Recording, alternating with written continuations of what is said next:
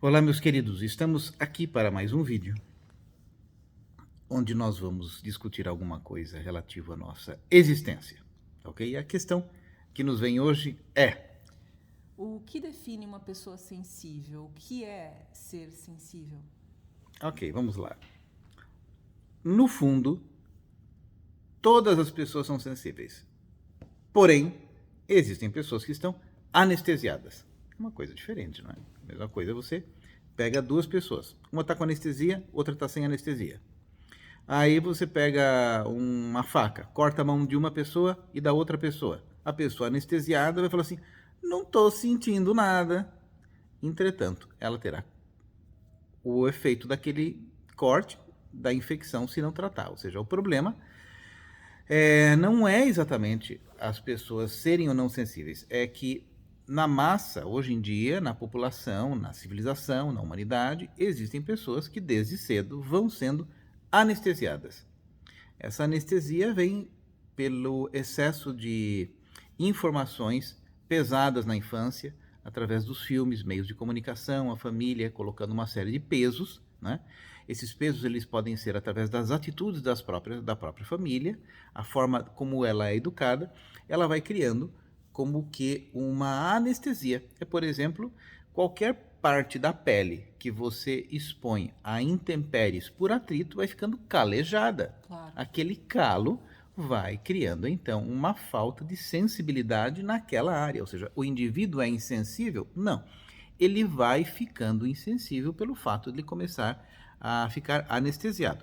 E existem as anestesias psicológicas também, que acontece com muita gente quando da existência de um trauma, ele não querendo mais sofrer a dor que um trauma parecido com aquele sofreu, ele vai criando ferramentas mentais de anestesia psicológica, mas via de regra, todo ser humano é absolutamente sensível.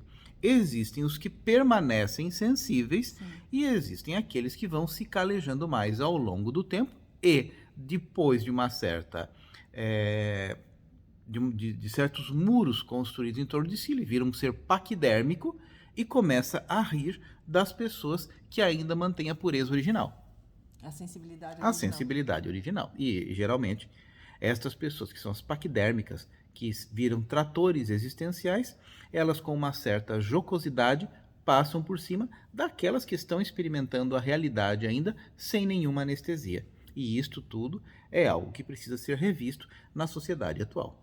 No caso dessas pessoas sensíveis, que continuam sensíveis, elas sofrem muito diariamente com problemas que as outras não sofrem, né? Essas paquidérmicas. Claro. O que elas podem fazer com esses problemas que elas têm? Qual deveria ser o modus vivendi dessas pessoas, o estilo de vida, para que ela não sofresse? Para que ela não sofra tanto. Primeira coisa, afastamento do bando. Se tu, dos paquidérmicos. Se tu és um cisne e você está vivendo entre rinocerontes, é importante que você saiba que está então em lugar errado e passe a viver com cisnes. Né? Encontre outros cisnes, viva com os cisnes, porque com os paquidérmicos realmente você só vai se machucar. Né? E muitas vezes, por uma necessidade de aceitação, nós vivemos em uma tribo errada. Uma tribo que não nos respeita e que acha que o normal é aquilo. Ter se transformado numa pedra é aquilo. É por isso que orquídeas vivem com orquídeas, pedras vivem com pedras. E é basicamente isso. Obviamente que eu estou colocando aqui comparativos bastante díspares, mas a realidade é bem essa mesmo. Outra coisa é você ter hábitos que não te conectem negativamente com energias mais desintegradoras do espírito, né? Então, bebida alcoólica é uma energia, não é uma energia, é uma coisa. O espírito, spirit, né? Álcool, os árabes chamavam de álcool. E álcool significa o quê? Álcool significa alguma forma de evocação demoníaca. Kul significa demônio, ok? Então, era uma forma de você contactar com forças estranhas, tanto que vem de spirits, né? E ninguém faz essas associações porque não convém. Primeiramente, porque não convém.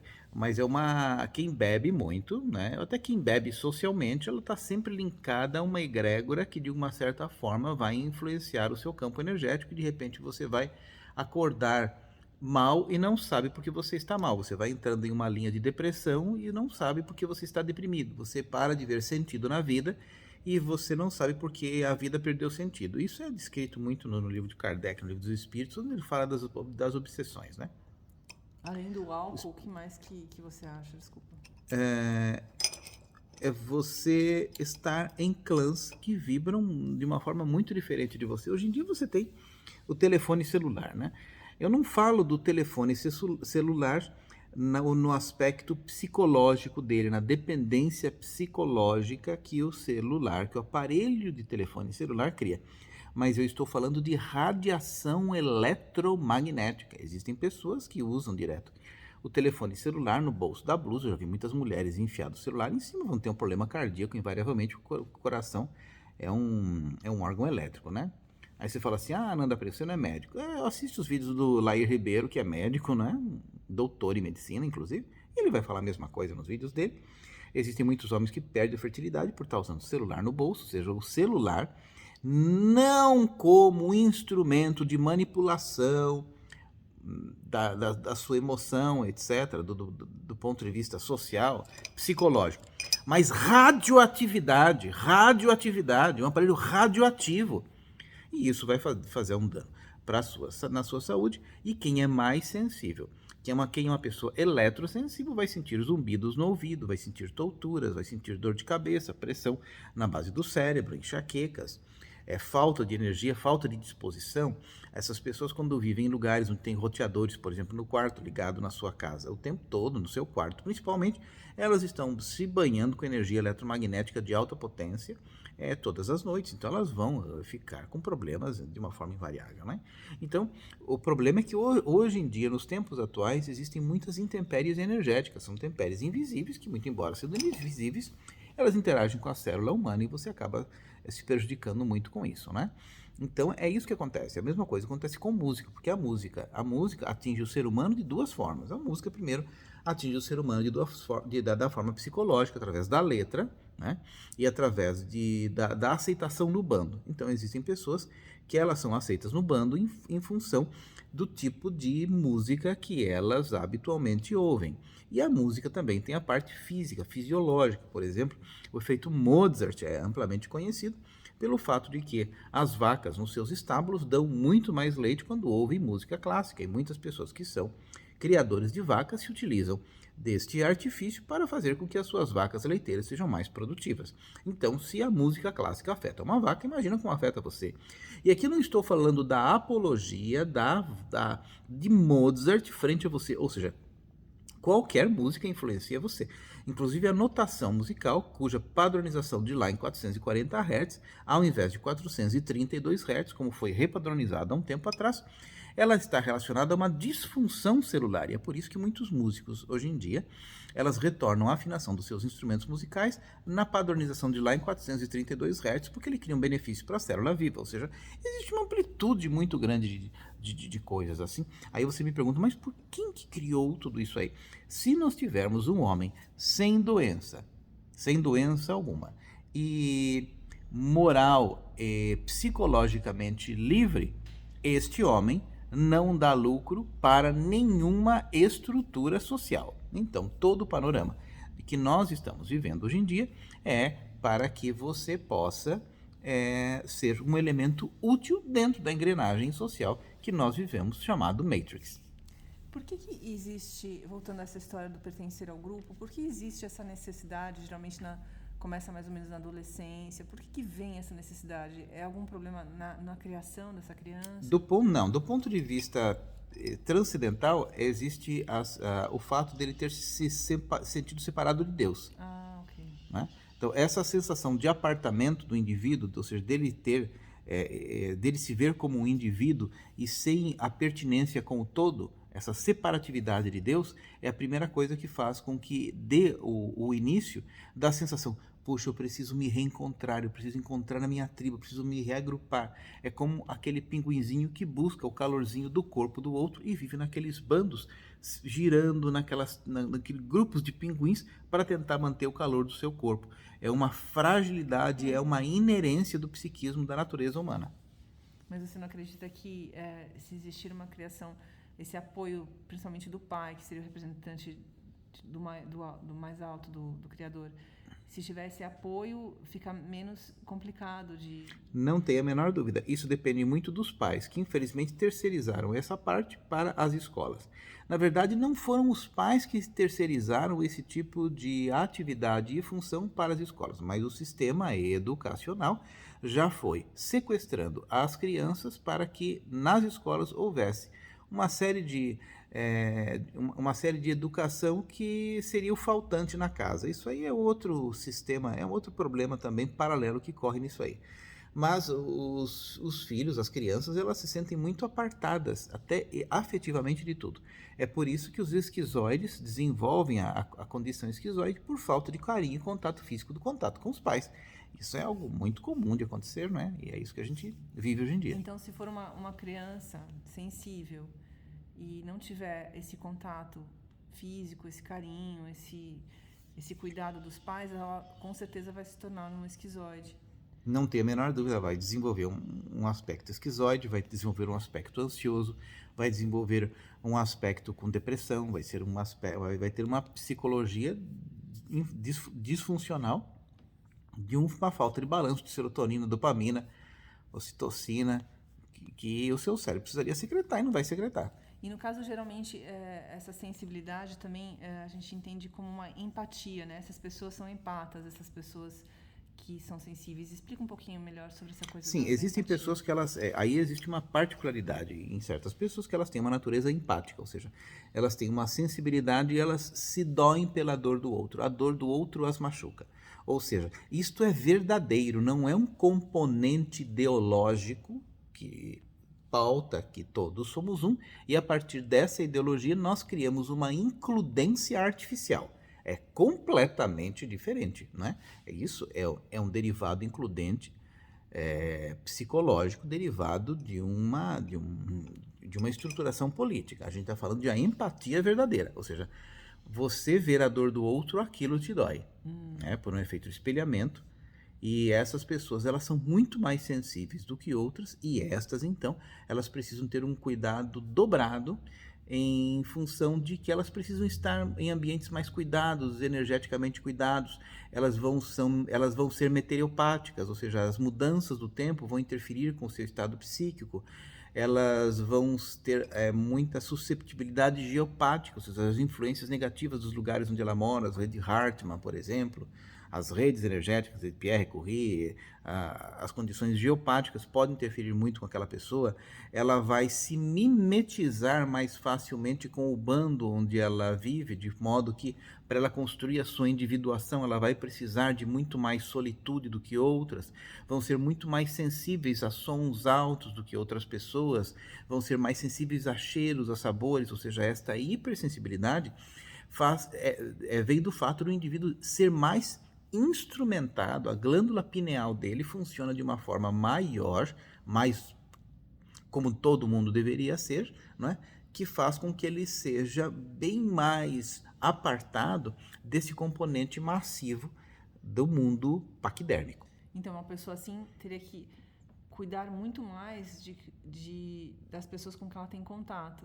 Cuidar muito mais da criança interna dela também. Claro, ela precisa, com o decorrer do tempo, com a maturidade, porque via de regra ela não tem isso do berço de criação, ela não tem isso vindo dos seus pais, mas ela vai tendo que ser o seu próprio pai, a sua própria mãe, se cuidar muitíssimo bem, ter critérios muito claros com as pessoas com as que ela tem amizade. Imagina, por exemplo, uma pessoa que é sensível, uma pessoa empática, tem um nível de empatia muito forte, transar com uma pessoa que tem os campos energéticos muito conturbados, né? É quase que um decreto de suicídio, né? Um suicídio psíquico que acontece, né? Então, por isso que até Paracelso já falava isso, que uma das entidades que mais cria patologia no indivíduo é o ens seminis. São as patologias adquiridas por via sexual. Ele não estava falando de DST, ele estava falando de engendramentos energéticos, quando você tem contato com uma pessoa que tem pacotes energéticos muito densos e você, sendo uma pessoa sensível, tem acesso às liquefações daquele indivíduo e a partir disso você tem enormes problemas na sua vida por quimerismos celulares, etc., né? Que duram às vezes anos.